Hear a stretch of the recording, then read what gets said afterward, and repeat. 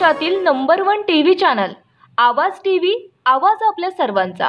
रुपये तुम्हाला देते आणि कालचा अर्थसंकल्प सादर झाला, त्यात तरतूद झाली की 15 म्हणजे लाडक्या बहिणींना निवडणुकीच्या मतदान घेतलं आणि मतदानानंतर पहिलाच अर्थसंकल्प सादर झाला।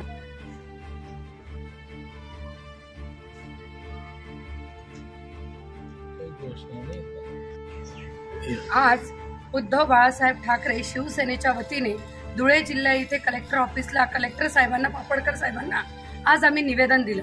निवेदन या संदर्भात दिलं की कालचा अर्थसंकल्प महाराष्ट्राचा सादर करण्यात आला। अर्थमंत्र्यांनी काल अर्थसंकल्प सादर केला, आपण सगळ्यांना ते कल्पना आहेच।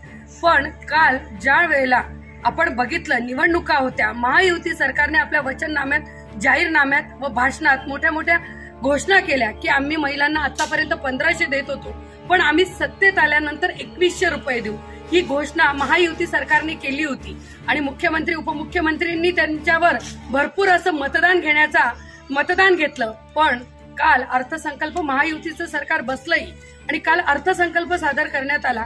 त्या अर्थसंकल्पात अर्थमंत्र्यांनी सांगितलं की आम्हाला 1500च्या वर 1 रुपया या लाडक्या बहिणींना देता येणार नाही। म्हणजे तुम्ही निवडणुकीच्या तोंडावर आमचे मतं घेतले, आमच्या म्हणजे भोळ्या बाबळ्या महिलांकडून मतदान घेतलं, 2100च्या नावाने आमिष दिली, म्हणजे तुम्ही पैसे इकडे सांगितलं की आम्ही 2100 देऊ आणि काल फक्त 1500 रुपये देऊन आमची बोळवण झाली, फसवणूक केली। मग तुम्हाला जर 1500 द्यायचे होते तर 1500 सांगितले असते, तुम्ही खोटारड्या धंद्यांनी सत्तेवर आलात।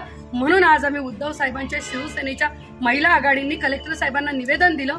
महाराष्ट्रात ठिकठिकाणी निवेदनं देतो आहोत आम्ही महिला भगिनी की आम्हाला जे सांगितलं होतं किमान 2100 रुपये तरी दिले पाहिजेत। कालचा तुमचा जो बजेट आहे त्या बजेटचा आम्ही निषेध करतो आणि बजेट हा पूर्ण फसवणूक करणारा बजेट आहे। तुम्ही बघितलं असेल कालच्या बजेटमध्ये शिक्षकांना काही नाही, तरुण पिढीला काही नाही, तरुण विद्यार्थिनींना काही नाही, नवीन रोजगार सांगितलं होतं की आम्ही नवीन रोजगारांना संधी उपलब्ध करून देऊ, त्यांना अनेक याच्या संधीतून आम्ही निधी देऊ।